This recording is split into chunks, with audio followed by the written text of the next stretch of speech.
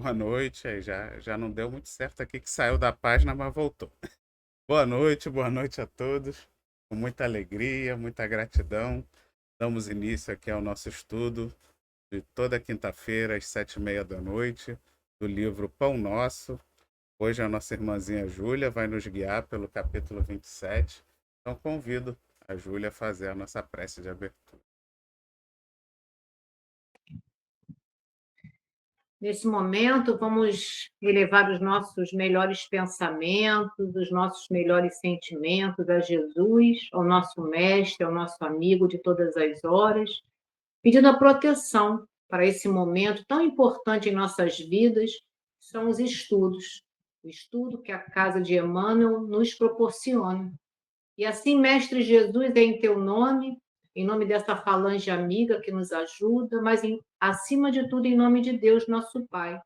Damos por iniciado o estudo desta noite, agradecendo a oportunidade e pedindo a tua proteção. Graças a Deus. Hoje, como o Vitor falou, né, a gente está estudando o livro Pão Nosso e a gente está no capítulo 27, que tem o título Esmagamento do Mal. E nesse estudo, traz uma carta, né, a carta aos Romanos, uma carta de Paulo, no capítulo 16, versículo 20, o que o Emmanuel traz para nós esse versículo. E o Deus de paz esmagará em breve a Satanás debaixo dos vossos pés. Então, assim, quando a gente lê, né, uma frase desse versículo, é um pouco assim, vamos dizer assim, um pouquinho chocante para nós, né? Porque fala aqui de um Deus que é um Deus de paz, mas esmagará em breve a Satanás. Então, assim, primeiro a gente vai entender o contexto dessa carta, né? Que Paulo trouxe lá aos romanos, a essa comunidade. Essa carta ela é considerada um dos escritos mais importantes do Novo Testamento. E ela foi escrita devido a um desentendimento entre os judeus e os gentios daquela comunidade. Paulo estava em Corinto, lá na Grécia, e estava se dirigindo a Jerusalém, quando foi informado desse problema. Então, ele faz esse apelo. Essa é uma carta de apelo. Apelo à concórdia, à fé e uma prática cristã que aproxime dos exemplos de Jesus. Essa era a abordagem da carta. Que o evangelho, né, que é a proposta libertadora, possa unir e orientar aquela comunidade e a todos nós, né? Porque o evangelho, ele nos consola e também nos esclarece. Agora, quando a gente vê sempre essa palavrinha Satanás em qualquer texto bíblico, a gente tem que lembrar que Satanás corresponde não uma figura mitológica, né? Que a gente costuma trazer isso na nossa memória, até por conta dos próprios ensinos que fizeram da gente, né? Mas a gente sabe que na Bíblia, né, no Novo e Velho Testamento, essa proposta traduzida, né, para o nosso conhecimento, ela refere-se ao adversário, a um acusador, né? E nesse versículo propriamente, a gente pode trazer para o nosso entendimento que não existe uma figura mitológica, porque o que existe são espíritos voltados para a sombra, né? Que estão ainda na perversidade. E também a expressão de nossa rebeldia, do mal que existe em nós. Porque toda vez que a gente fala Satanás, né, e refere-se a esse adversário é tudo que ainda existe dentro de nós que a gente está tentando melhorar. Então, o que é isso? Né? Porque a gente, primeiro que nós somos muito rebeldes, né? A gente cultiva muito sentimento e pensamento que se desviam da lei de Deus. Que pensamentos são esses? Tudo que é contrário à lei, né? E na expressão, quando o Emmanuel traz para nós breve, né, que em breve O que a gente pode entender sobre a palavrinha breve? Isso não é uma contagem do nosso tempo, né? A gente sabe disso, que a contagem espiritual é uma completamente diferente da nossa, né? E que Deus sempre vai usar o tempo e o amor e não a violência. Então, que a gente possa entender que a gente vai esmagar esse mal no momento que a gente se transformar os nossos sentimentos ainda equivocados, que nos afastam dessa lei, e fazendo esses pequenos esforços para que a gente possa, em breve, que é esse em breve, que possa ser, se não for nesta existência, mas que a gente já saia daqui com uma consciência de uma melhoria. Então, essa é a proposta inicial do meu tema, né, do que foi proposto para eu falar desse versículo. Se alguém quiser fazer mais algum comentário, a gente está aberto aí a proposta para vocês falarem. Eu estava ouvindo o estudo do Arthur, né, antes da gente debater aqui. Eu achei muito interessante essa interpretação de que Satanás representa esse mal dentro da gente, né? Esse lado, essa sombra, e não uma entidade que seria o adversário de Deus, né? Que seria alguém contra Deus. Não, sabe que isso não existe, né? Tudo que existe no universo foi criado por Deus, e Deus não criaria um adversário para ele mesmo, né? Não, não faz o menor sentido. Então, eu acredito que a Júlia vai até trazer também diversas passagens onde o próprio Jesus usa esse termo Satanás, e fica bem claro que ele não está se referindo a uma entidade diferente, antagonista a Deus, e sim a esse antagonismo do bem, mas que está dentro de nós, dentro de cada um de nós, e que a gente precisa combater. Isso realmente é muito interessante. O Espiritismo já traz, né, dentro do Pentateuco kardeciano, todo esse embasamento de que não existe o demônio. É bem interessante, a gente vai poder debater bem isso nesse capítulo de hoje. Julinho. Então, nesse primeiro parágrafo, o Emmanuel diz para nós que em toda parte do planeta se poderá reconhecer a luta sem tréguas entre o bem e o mal. E aí eu trouxe 3 questões do Livro dos Espíritos para a gente começar a pensar nisso, nessa luta sem trégua contra o bem e o mal. E a gente vive isso, nós vivemos, né? A gente vê isso e a gente tem que estar lutando sempre, né, para vencer a nós mesmos, né? Então, na questão 932 do Livro dos Espíritos, Kardec faz essa pergunta: por que no mundo a influência dos maus supera com tanta frequência a dos bons? Porque aí quando a gente vê toda essa maldade, Kardec já fez essa pergunta lá em 1857, pouco antes, né, que o livro foi lançado em 57. E os espíritos disseram para nós que é pela fraqueza dos bons os maus são intrigantes e audaciosos. Os bons são tímidos. Quando estes o quiserem, tomarão a frente. Então, realmente a gente vê o mal, a gente vê o mal é a ausência do bem, né? Mas se os bons, né, aquele que já se aproxima um pouco da lei de Deus, ou que está tentando seguir o caminho de Jesus, se for fraco, né, como ele diz assim, é pela fraqueza dos bons. Então, o bem é tímido, mas o mal é audacioso. Então, a gente precisa, nós, como espíritos imortais que somos, dentro de uma doutrina que nos esclarece, e tendo a possibilidade de nos colocarmos sempre no momento, às vezes até para defender o outro, ou para colocar uma palavra, ou até para corrigir os nossos próprios defeitos e as nossas dificuldades. Porque tem horas que a gente já consegue se paralisar. Então, a gente não vai adiante porque a gente já tem um conhecimento. E é muito bom quando a gente já consegue esse freio. Essa é a primeira pergunta.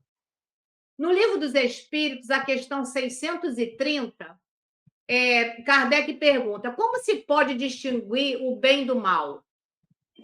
E os Espíritos disseram que o bem é tudo que é conforme à lei de Deus, e o mal, tudo que dela se afasta.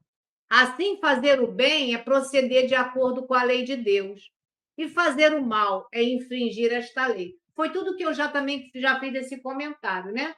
O bem é tudo que está na lei de Deus. E a pergunta 909, Kardec pergunta: o homem poderia sempre vencer seus mais maus pendores através dos seus esforços? Aí os espíritos disseram para nós, sim, e algumas vezes através de pequenos esforços. É a vontade que lhe falta. Que pena! Quão poucos dentre vós esforçam-se para isso.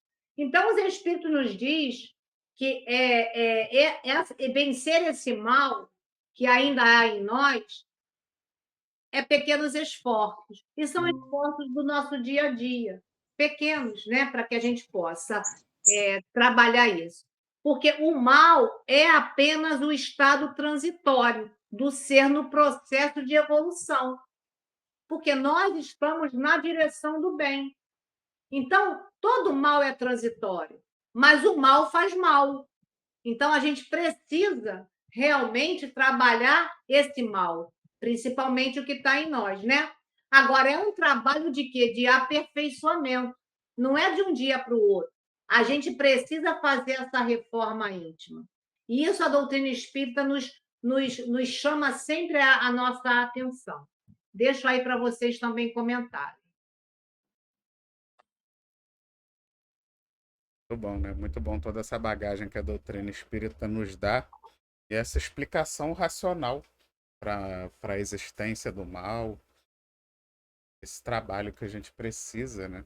Porque o mal por si, ele não é necessariamente um problema, né? Às vezes o mal, ele até fala aquela questão do mal com U e o mal com L, né? Que seria. Hoje em dia nem se usa muito na língua portuguesa mais essa diferenciação, mas que tem a ver do mal de maldade e o mal de um mal que nos acontece. E esse mal que nos acontece, ele não necessariamente é ruim, porque ele é uma necessidade da matéria, né? Nós na matéria sofremos dores, necessidades, aflições que não deixam de ser um mal, entre aspas, né? Não um mal de maldade, mas um mal, uma mazela. Mas essa mazela geralmente nos obriga a o quê? A correr atrás de soluções, a buscar conhecimento, a buscar soluções, buscar ferramentas para que elas não aconteçam novamente, para que elas sejam evitadas. Então, o mal não necessariamente é ruim nesse sentido. Agora, o mal da maldade, aquele que realmente nós, quando começamos a chegar no estágio hominal e pelo livre-arbítrio, começamos a ter essa escolha de, mesmo sabendo que aquilo é ruim, mesmo já tendo todo o conhecimento necessário para evitar, a gente deliberadamente permanece na maldade, que aí já não é mais o mal, é a maldade, né? Essa maldade é que realmente vai é, destruindo o nosso perispírito, vai causando máculas e marcas que vão nos causar males futuros para a limpeza. Então, olha só, a maldade que a gente pratica hoje gera males que, na verdade, serão bens. É o famoso são males, não tem aquele ditado que diz são males que vêm para o bem? Então, a maldade que a gente pratica hoje nos reserva males no futuro, mas que serão para o nosso bem. Serão para a depuração, para a limpeza e para a oportunidade de reparação das maldades que, por livre arbítrio, causamos hoje em dia, né? Muito bom. Então, vamos seguir. No outro parágrafo, manifesta-se o grande conflito sobre as mais diversas formas, e no turbilhão de seus movimentos, muitas almas sensíveis, de modo invariável, quer dizer, de modo sem alterações, conservam-se na atitude de inovação aos gênios tutelares, para que estes venham à arena combater os inimigos que as atordoam, prostrando-os de vez. Então, nesse parágrafo eu achei bem interessante, porque eu coloquei assim: nós temos uma visão que que a grande maioria traz com relação ao divino, delegar o que é necessidade nossa, para que o milagre, né, o famoso milagre, dê a solução de tudo e que tudo fique resolvido. Quer dizer, a gente às vezes pede algo, mas a gente não pede para que nos ajude, a gente normalmente pede para tirar o problema. Né? Então, ele diz assim: que esses gênios tutelares venham à arena combater os inimigos. Né? Pelo amor de Deus, me livre disso. Né? E o combate aos inimigos é dentro de cada um. Então, a prece tem por objetivo a aproximação com os grandes benfeitores, que eles nos auxiliam para o novo roteiro, para o novo caminho. Às vezes, basta a gente abrir o Evangelho, que a gente, às vezes, cai numa página que há necessidade que a gente leia aquilo para mudar esse roteiro. Né? Mas, se não mudarmos as nossas más tendências, em diversas áreas, nada acontecerá. Porque eu quero que a espiritualidade retire o problema, mas eu não quero fazer nenhuma mudança. Esse é o grande problema, né? E essa mudança íntima, essa renovação dos pensamentos, dos nossos sentimentos, pois o mal que nos faz mal é o que mora dentro de nós. Isso é uma frase da Joana de Ângeles. O mal é a desobediência das leis de Deus. Foi o que o Vitor falou agora há pouco. O que ele falou? A gente causa mal a gente hoje, isso vai refletir no que eu vou ter de resposta amanhã. Esse amanhã pode ser breve ou pode ser longo, não importa. Todo mal que a gente causa, né, ou externamente ou internamente, a gente vai ter que reparar. E o que é a proposta espírita? É a renovação de sentimento e pensamento, né? Porque é essa a proposta. E não existe mágica. Não vai descer um anjo, né? Como a gente imagina, até de asa, para resolver problema de ninguém. O que a gente necessita é do amparo espiritual. Agora, a parte que cabe a Júlia, sou eu que tenho que realizar. Deixo aí para vocês. Concordo plenamente, Julinha, mas aí eu vou até levar para uma interpretação, só para falar algo mais, né? Para não repetir a mesma coisa que você já falou, porque eu concordo com tudo. Uma interpretação até mais literal desse parágrafo, no sentido de que a maioria das religiões ainda estão esperando esse Messias guerreiro, né? Que efetivamente vai derrotar os outros, vai matar, vai exterminar os povos que não são que concordam comigo, né? Que não estão com a verdade. Então, olha que interpretação equivocada, né? Da gente acreditar que existe, realmente que vai vir em algum momento essa divindade para salvar o povo, como se tivesse apenas um povo preferido, escolhido por Deus, quando na verdade somos todos filhos de Deus do mesmo jeito, não existem povos escolhidos, inclusive Jesus veio exatamente para trazer essa mensagem de que não existem escolhidos, né? De que a mensagem estava ali sendo trazida através dele para todos.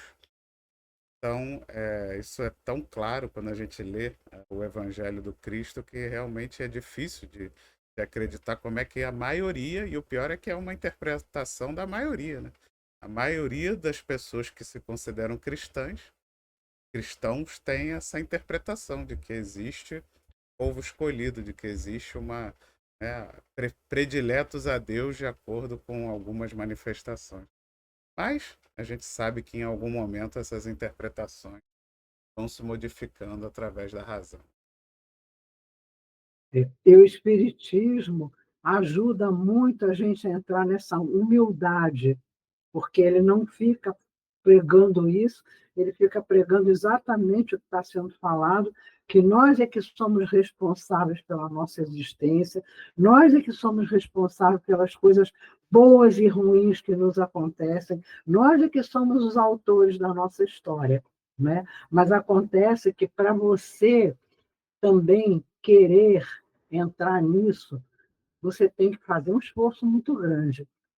E imaginar alguém chegando para salvar é muito mais confortável, não há dúvida. O Espiritismo ele tem uma racionalidade, ele tem uma lógica, assim, quando você vê, sensacional. Agora, a prática dele, você tem que estar aqui, você tem que estar ali de guardião de você, nesse sentido, entendeu? De procurar se melhorar, exatamente para que você possa cada vez mais construir uma vida melhor. E às vezes você está tão melhor internamente que pode até acontecer uma porção de coisas ruins à volta e você mantém o estar bem, por causa exatamente desse esforço. Eu não digo que é em todas as situações, mas em várias você pode conseguir isso. Mas, Mas mas, acontece mas que botar, né? tem que fazer o esforço, Botar a tem que culpa no tem diabo é muito gostosinho, né? muito. E Tira aí, da gente, né, a responsabilidade. E claro, depois ainda esperar que claro, Deus vai resolver, melhor ainda. exatamente. O diabo fez, aconteceu, e Deus me salva trazendo um anjo. Tem nada a ver, né? Agora, ser espírita, eu estou falando no sentido, ser espírita seriamente, você tem que fazer muito esforço. E, né, nem todo mundo topa isso, a gente sabe disso, né? E há muitos espíritas também que distorcem o espiritismo para poder realizar o seu comodismo. A gente sabe disso também, né? Mas nós temos que olhar, cada um tem, é como eu digo, nós temos o nosso nascimento e a nossa morte. Mesmo os gêmeos, nasce um, depois sai o outro, né? Morrer ao lado de uma pessoa, cada um tem sua morte. Você tem que saber que você tem que contar com o seu esforço, não adianta, não tem outra saída, né? É isso aí. Marlon, chega. Essa semana eu conversei com uma pessoa que caiu exatamente nesse assunto que a Júlia leu e que o pessoal está comentando aí. Essa pessoa, vira e mexe, está desempregada. E aí eu estava conversando, é espírita, vai a centro. Eu peguei e falei para ela ir no centro onde eu estou indo. Ela disse, eu não sei não, eu estou cansada de assistir palestra e tomar passe. Eu falei, e o que você faz? Então, quer dizer, para ele o espiritismo é assistir palestra e tomar passe. Aí eu peguei e disse assim, porque a gente nasce mesmo para sofrer, cansa de ouvir que a gente tem que se aceitar o tempo inteiro. Eu falei, eu acho que você aprendeu tudo errado, sabe? Desde que você começou, você deve ter aprendeu tudo errado. Aí disse, pois é, a única coisa, eu estou me decepcionando muito, a única coisa que eu faço todo dia à noite, de manhã, quando eu acordo, eu só rezo, peço um emprego. Eu falei, você está errado de novo.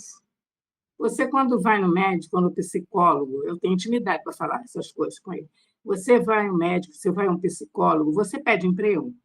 Não, você pede um remédio, você pede um equilíbrio emocional, alguma coisa voltada. Por que para rezar, orar, né, você tem que pedir um emprego? Por que você não se equilibra, né, os 3 pontos, saúde física, mental e espiritual, para encontrar um caminho certo? Para você ver como é que as pessoas aprendem errado e começam a pedir errado. Quer dizer, não tem que pedir um emprego. Eu falei, você acha que o anjo vai descer lá de cima e te dar um emprego? Não é isso. O objetivo não é esse, que as pessoas misturam muito. E não é uma pessoa não, é da cidade do Rio de Janeiro, estudado, quer dizer, aprendeu errado e acredita no erro. Né? Não faz nada por si, nem pelos outros, e quer receber. Por isso que eu coloquei aqui, porque foi bem essa semana que eu tive esse assunto com essa pessoa, cabe bem direitinho aí. É o famoso milagre. A espiritualidade. Exatamente. Vem de orientações erradas, de religiões erradas, que erradas não, que tem uma maneira de barganhar, né? De pedir para conseguir, de prometer, e não entende e vive dentro do espiritismo, segundo o que me diz, há anos. Aí eu falei para ele, você não aprendeu nada. Ou te ensinaram errado, ou você aprendeu errado.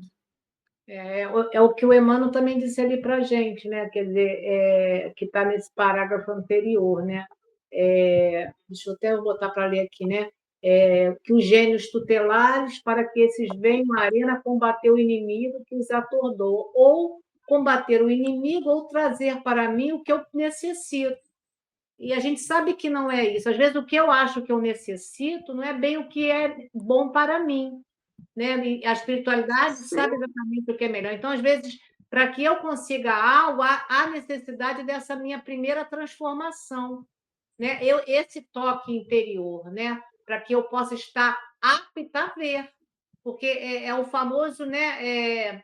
Olhos de ver, porque às vezes as coisas estão até próximas de você, mas você está com a direção tão fixada numa coisa que você perde esse roteiro que seria o melhor para você, né? E a gente vai nesse estudo, a gente vai tendo assim vai ampliando muito a nossa concepção, né, principalmente agora quando ele vai falar aqui sobre cooperação. E eu vou ler esse próximo parágrafo. Solicitar auxílio ou recorrer à lei da cooperação representam atos louváveis do espírito que identifica a própria fraqueza. Contudo, insistir para que outrem nos substitua no esforço que somente a nós outros cabe despender, demonstra falsa posição, suscetível de acentuar-nos as necessidades. Olha bem, traz muito o que a Vera falou agora. Então, assim, não é, como ele diz, solicitar auxílio e cooperação são atos louváveis, né? Que o espírito identifica a própria fraqueza. Ou seja, eu estou pedindo auxílio porque eu sei que nesse quesito eu não tenho capacidade, eu estou enfraquecido. Isso é justo. Mas insistir para que outros me façam o que eu preciso fazer já não está certo, como o Emmanuel diz aqui, né?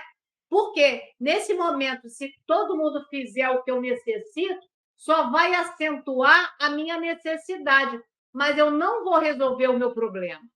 E aí eu coloquei uma coisa aqui para a gente pensar junto. É mais fácil ficar no papel de vítima, porque a vítima não precisa mudar. Entendeu? E o que é uma vítima? Né? Eu fui buscar isso ontem à noite. É um coitado, coitadinho, o miserável, o desfavorecido. Você acentua essas necessidades, como diz Emmanuel. Ah, coitado, ah, coitadinho, ele é tão, né? Então você vai fazendo você vai acentuando isso. E aí, como Mas são pessoas que se vitimizam mesmo o tempo todo. Então, e a vítima está na posição de que ela não precisa mudar, precisa de algo externo vir me ajudar, né? Então, precisamos ter muita atenção em ficar no papel do comodismo, como a Dorô acabou de falar aí, porque você estaciona pelos caminhos da vida. Quando tanto quanto para realizar algo, né? Você vai estacionando, tanto para coisas que você precisa realizar, coisas que você precisa transformar, e sair dessa escuridão. Ou seja, né? Ter esse trabalho dessa iluminação. Então, há necessidade de sair desse comodismo para que você saia da sombra para a luz. E solicitar a cooperação, como diz Emmanuel aí para nós, é válido. Não é nada errado. Você ir na casa espírita, pedir auxílio, ou de um amigo, tudo isso é válido. Sabendo que é uma virtude. A cooperação é uma virtude pouco lembrada. Hoje nós estamos numa situação tão complicada do mundo que as pessoas estão tão isoladas que falta essa empatia. Essa empatia também é a colaboração, que é uma virtude, que está muito hoje esquecida, né? Mas em todos os planos da vida, nós constatamos a sua ação. Tudo a necessidade da cooperação. A gente já trabalhou aqui o outro texto que fala da semente na terra. Se não tivesse a terra arada, a semente não frutifica. A gente precisa do sol, é uma cooperação. A cooperação de Deus para todos nós, né? A abelha precisa da flor. Então, a gente vai vendo que a cooperação ela está dentro da nossa vida, na existência de todas as coisas em vários planos da vida, né? Existe esse princípio, é uma força de auxílio que, na realidade, é a fraternidade, né?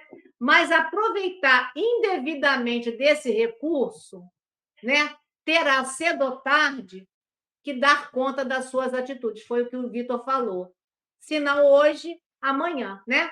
Por quê? Quando a gente despertar a nossa consciência, pode não ser hoje, mas a nossa consciência vai despertar, né? E aí a gente precisa resolver para que a gente possa ser útil. Não é só receber. O que eu preciso fazer para que eu me torne útil? Porque na hora que eu vou na casa espírita só para receber o passe água fluidificada, o que eu me proponho lá em realizar para ajudar?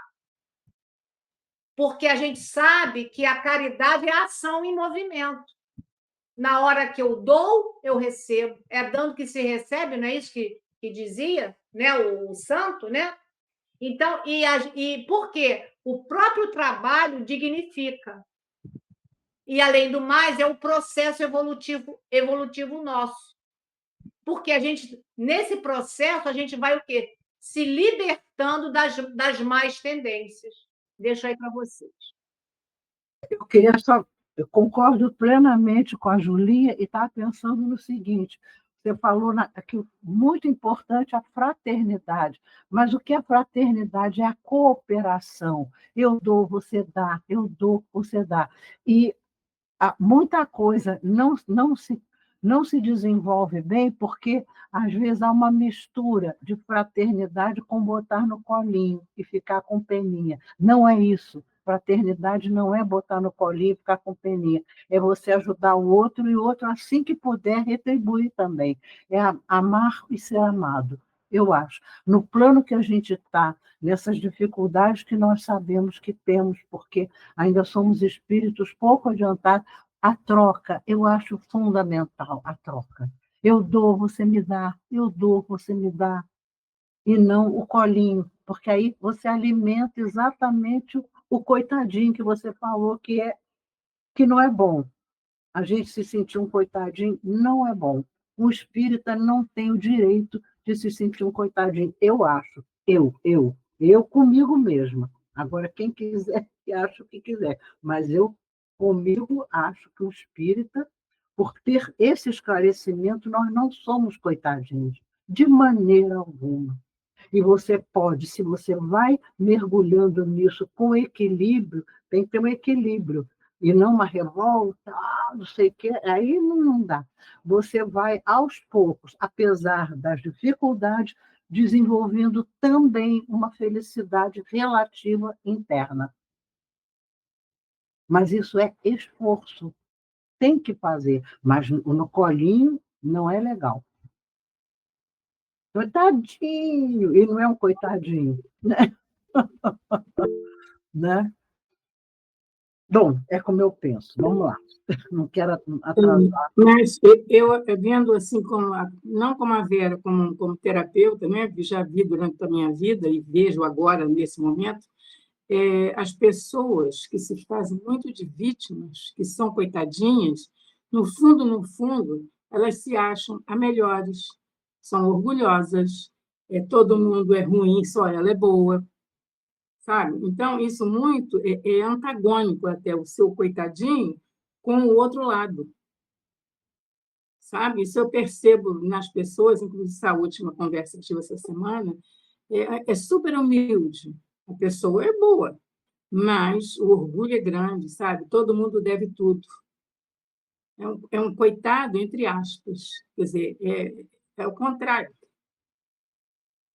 Isso não é bom também, né? Porque você acaba não evoluindo, porque você está preso naquele seu problema, provavelmente há um problema kármico misturado aí, né? E se você não consegue dar uma virada nisso, você vai perder essa encarnação de novo como coitadinho, como orgulhoso, como que não sabe, consegue fazer nada.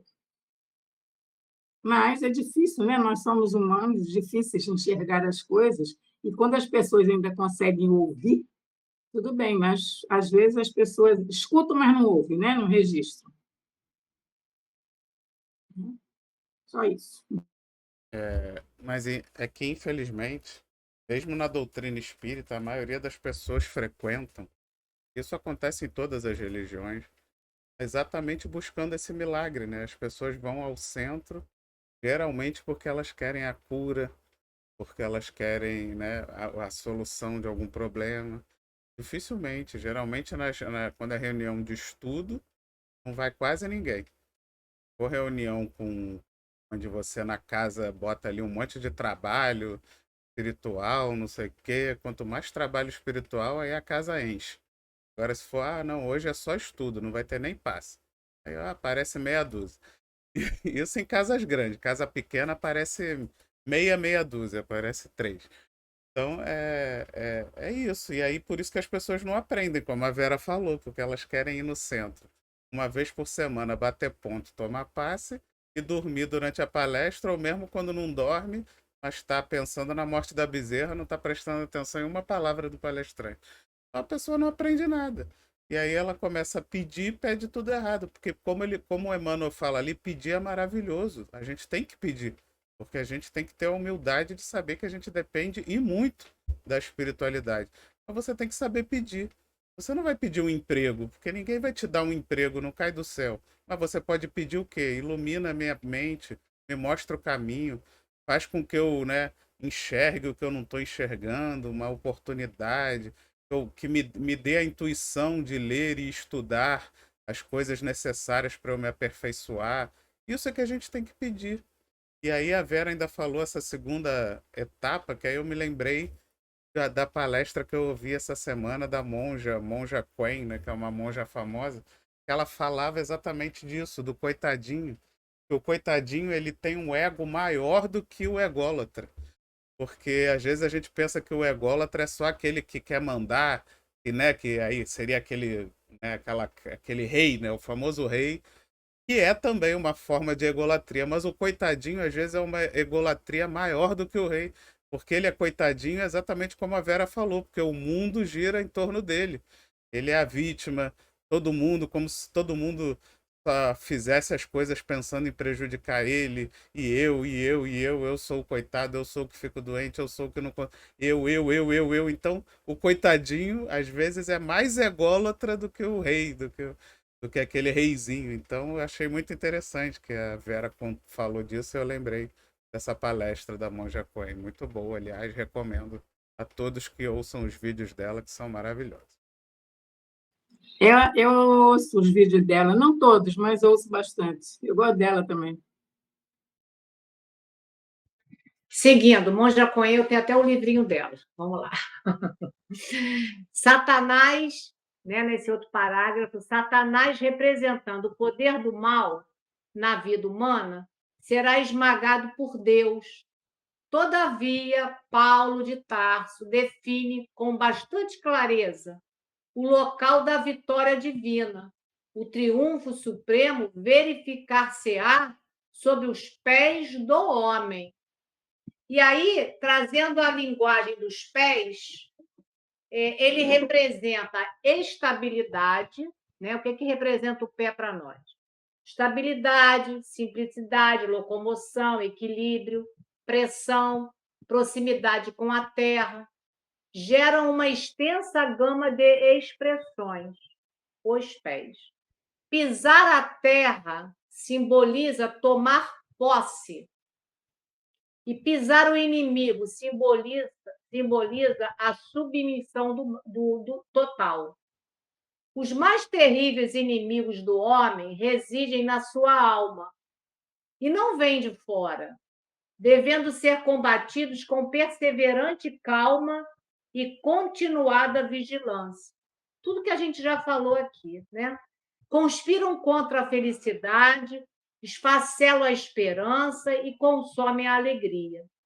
Esses adversários são o egoísmo, o medo, a inveja, a insatisfação e a maledicência, que é o algoz terrível. Então, quando a gente fala, né, sobre esse esmagar aqui, como o Emmanuel diz, né, o local seria esses pés, a gente vai voltar no que a gente já comentou, né? Nós precisamos tomar posse das nossas próprias ideias e sabendo que essas ideias elas têm que ser renovadas, nossos sentimentos, para que a gente possa ser um novo homem. Não tem aquele homem velho que a gente precisa se despojar dele? Então, a gente precisa, né? Essa terra simboliza tomar posse. E pisar o inimigo simboliza também essa total submissão. Porque eu preciso ter o entendimento de que eu necessito fazer meu esforço. Eu necessito ser esse agente para a melhoria futura. Então, eu tenho que tomar posse do que eu tenho hoje como ideia. E o que isso me serve? Não. Não é eu ter isso construído em mim, não, eu sou assim, eu não aceito essa mudança, é o outro que tem que fazer para mim. Não é essa a proposta. Eu tenho que entender que eu sou um espírito em evolução, que eu dependo sim do outro, que eu preciso da ajuda. Agora, eu necessito fazer essa mudança. Agora, essa mudança, ela vai representar o que para mim?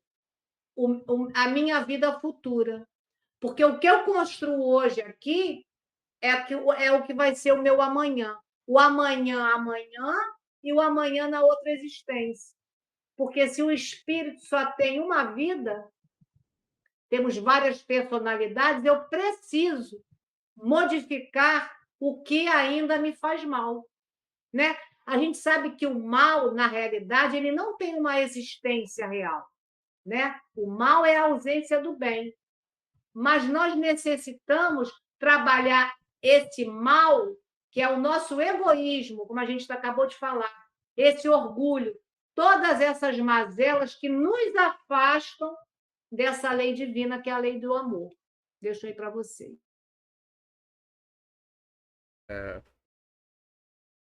Jesus falou que nós somos deuses, né? Então, nós seremos deuses, né? Temos a capacidade de nos unirmos a Deus, assim como Jesus já conseguiu com seu esforço e com seu mérito.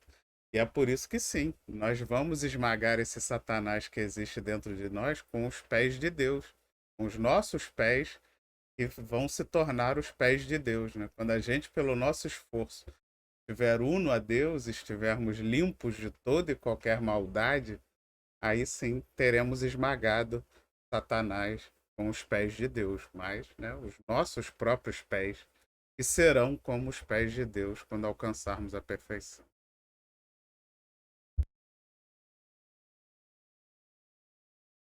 Vou seguir, Vitor. No outro parágrafo, quando a criatura, pela própria dedicação ao trabalho iluminativo, se entregar ao Pai, sem reservas, efetuando-lhe a vontade sacrossanta, com esquecimento do velho egoísmo animal, apreendendo a grandeza de sua posição de espírito eterno, atingirá a vitória sublime. E aí eu coloquei aqui, né, eu frisei nesse parágrafo, própria dedicação ao trabalho iluminativo, porque isso é o trabalho que eu tenho que fazer em mim. Ninguém vai iluminar, né, a minha candeia. Eu preciso me iluminar, né? E o esquecimento do velho egoísmo animal. Por quê? Nós trazemos, né, esse egoísmo, né, desde sempre, e nós estamos trabalhando, né, relativamente, a gente acha que está bem, né? Mas basta algo que nos aconteça que a gente já lembra do para mim, né? Ou, né? Então a gente acha que já que está dominando esse velho homem, mas a gente traz ainda muitas mazelas. E o que eu coloquei aqui, né? Que o exemplo do trabalho de iluminação, a gente pode trazer realmente Paulo de Tarso, que ele, em determinado momento, está lá na carta, segunda carta a Timóteo, ele diz assim: combati o bom combate, acabei a carreira e guardei a fé. E ele termina: não sou eu mais quem vive, é o Cristo que vive em mim. Então, foi o que o Vitor falou em outras palavras, né? Enquanto esse Cristo não viver em mim, eu não vou conseguir esmagar esse Satanás. Porque eu necessito combater o bom combate, como Paulo falou para nós aí na segunda carta a Timóteo, 4, versículo 7. O esforço, o combate, a ação são sinônimos de vida, e vida em abundância, que disse o Cristo, né? O homem velho não cede terreno fácil. Luta é bênção e um desafio abençoado que é a lei do progresso. Se lutas, é porque descobristes que a finalidade da existência corporal é esse esforço iluminativo. Então, a gente tem que entender que essa luta é para um trabalho de iluminação. Se a gente não entender isso, a gente vai estar nessa posição que a gente acabou de falar, do comodismo e da vítima, e do coitadinho. Então, esse homem velho, ele não cede terreno fácil. Então, a gente sabe que precisamos combater o mal, né? E sair vitoriosos como Paulo.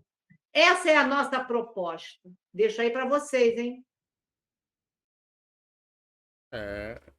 É um grande resumo, né, do que a gente acabou de falar, que realmente a gente vai ter esse esforço de transformar os nossos pés em pés divinos, né? Nos transformarmos nessa criatura una a Deus, que realmente não erra mais, que se livrou de todas as animalidades, que se livrou de toda a materialização e que hoje vai ser um espírito realmente puro e perfeito.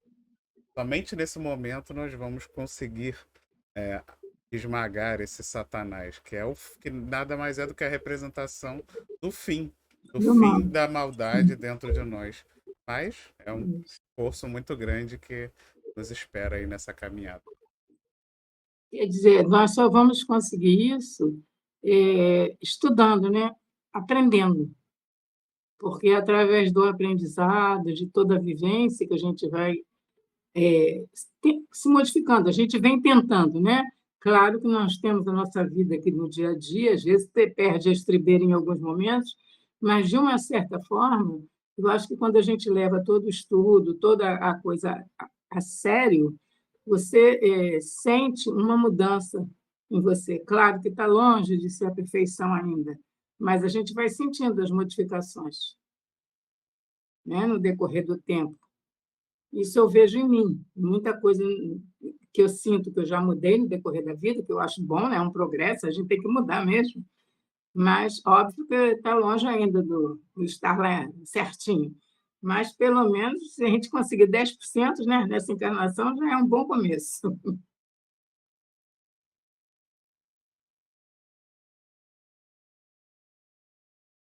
Posso seguir, Vitor? Se ninguém quiser mais falar. E o último parágrafo, Emmanuel traz para nós que o Senhor, todo paternal, já se entregou aos filhos terrestres, mas raros filhos se entregaram a ele. Indispensável, pois, não esquecer que o mal não será eliminado a esmo, ou seja, ao acaso, e sim debaixo dos pés de cada um de nós. Já foi tudo que nós comentamos, né? Porque muita gente espera do pai, né? Mas raros os filhos se entregam a ele. Emmanuel está dizendo aqui isso para nós, né? Raros somos que nos entregamos a ele. Ou seja, porque seguir o Cristo não é fácil. Por isso que Paulo colocou lá: combati o bom combate, que acabei a carreira e guardei a fé. Não sou eu mais quem vivo. Isso é muito difícil ainda para nós, mas a gente já tem espelhos para que a gente possa se mirar, né? E a gente sabe que seguir o Cristo, né, são muitos desafios para deixar esse homem velho para trás, né? E eu coloquei aqui: crer no Criador, em sua justiça e misericórdia infinita, significa ter a confiança de que esse Pai está atento a todos nós e que, por antecipação, já nos conhecendo profundamente, sabe do que precisamos para desenvolver o potencial que possuímos. Quer dizer, Deus sabe do que eu posso, né? Até os espíritos que trouxeram ajuda para a minha reencarnação sabe do que eu tenho condições de executar aqui. Eles não querem nenhum milagre meu, né? Tem coisas que eu não vou conseguir, e eles também já sabem disso. Então, agora, se eu ficar achando que algo vai chegar sem o meu esforço, isso não é. Deus conhece as minhas necessidades, sabe até onde o que eu posso e o que eu não posso. Agora, existe a aposta em mim, que nenhuma reencarnação é dada para falir.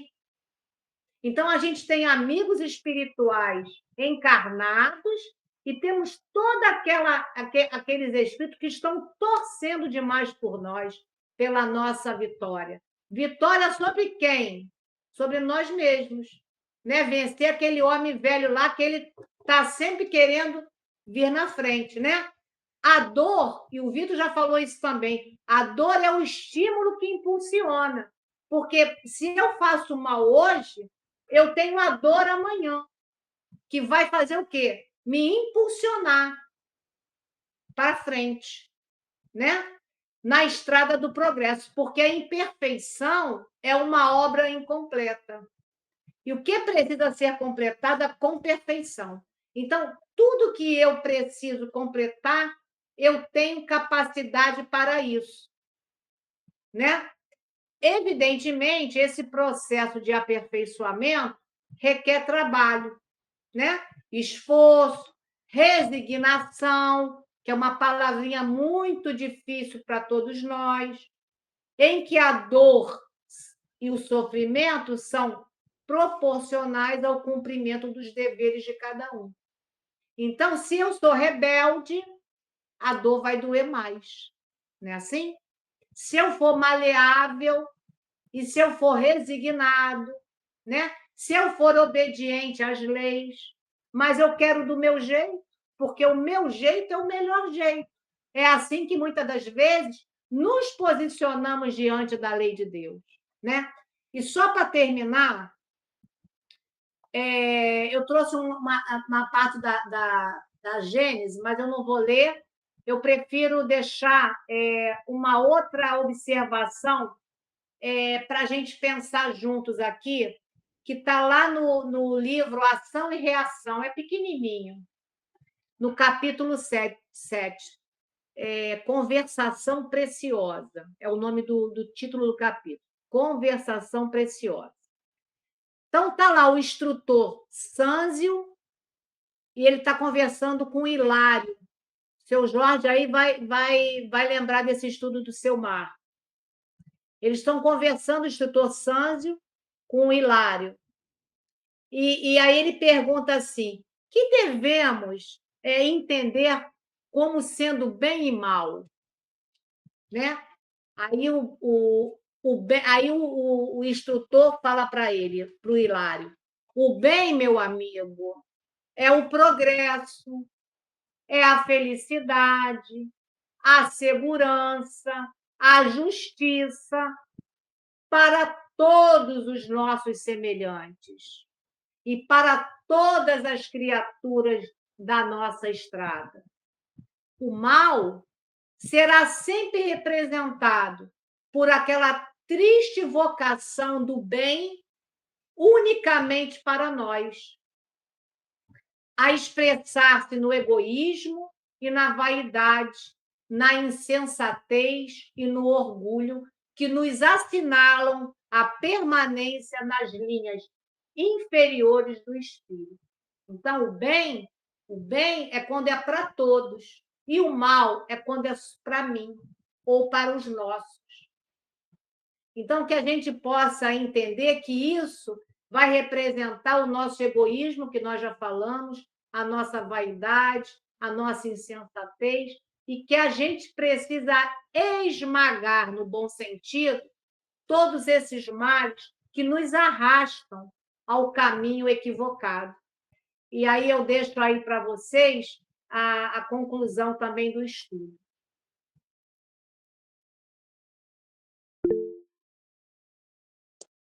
É uma faladinha. É isso mesmo que a Júlia acabou de comentar. Estou lembrando aqui da questão 895, né? Os problemas do interesse pessoal. Né? E a anterior, a 894, fala do progresso. Por exemplo, tem pessoas que conseguem, assim, com muito mais naturalidade, ter atos dignos, nobres, bons atos, né? E o egoísmo não é assim tão, e o orgulho também não é tão assim evidente na pessoa, mas tem. E agora tem outro, na mesma, ainda seguindo a resposta da 894, uns têm que começar, outros já realizaram e em tempos idos. Essa é a nossa contribuição. Eu espero que, e peço desculpa por ter saído na live, porque é problema de doença na família, tá? Boa noite aí. Eu vou desabilitar aqui. Desculpa, Vitor.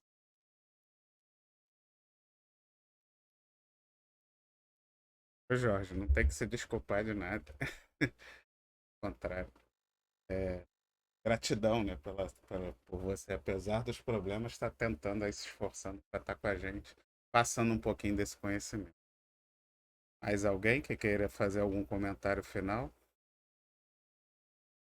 Bem, que a gente possa então, né, seguir um pouco mais esse Cristo, né, que já se entregou por nós, mas nós realmente, mesmo nós que de alguma forma já estamos tentando seguir, mas ainda estamos seguindo muito distante, né? Que a gente tente se esforçar um pouco mais para se aproximar um pouco mais dos passos do Cristo, para acelerarmos assim nosso processo evolutivo. Seu Jorge, você gostaria de fazer a nossa prece de encerramento? Geralmente eu convido quem vai fazer, mas semana que vem é a Janete, então acho que ela passou essa procuração para o senhor. Já estava assinado antes de encarnar, pode ter certeza. Então, vamos elevar nossos pensamentos ao nosso Mestre e Senhor, amigo condicional de nossas almas, Senhor Jesus. Nos colocamos aqui, nós todos em sintonia. E agradecemos por tudo o que tem ocorrido na nossa cidade, no nosso país e no mundo. E a paz que todos nós desejamos. Paz na Terra. Nesse momento tão conturbado, Senhor. Derrame as suas vibrações intensas e que os nossos pensamentos possam ser também a seiva para a harmonização dos lares em desequilíbrio. Envolva os pais, as mães, os filhos, e nos dê condições para discernirmos melhor diante de quaisquer situações mais agudas, quando as diferenças estão tão acintosas. como diz o nosso irmão Paulo, a respeito de esmagassem o mal.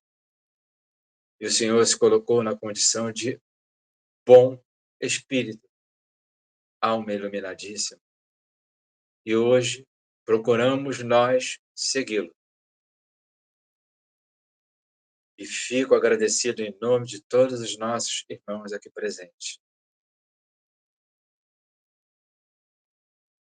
Foco para aqueles outros também, e depois irão assistir os vídeos. Todos os nossos companheiros da casa de Emmanuel, a nossa irmã Janete, que seja envolvida também, seu esposo Jorge, e os nossos parentes. Muito obrigada, Senhor. Que a sua paz seja em nossos corações. E não podemos esquecer, me desculpe, mais uma vez, aos espíritos sofridos, caídos e necessitados que participam também.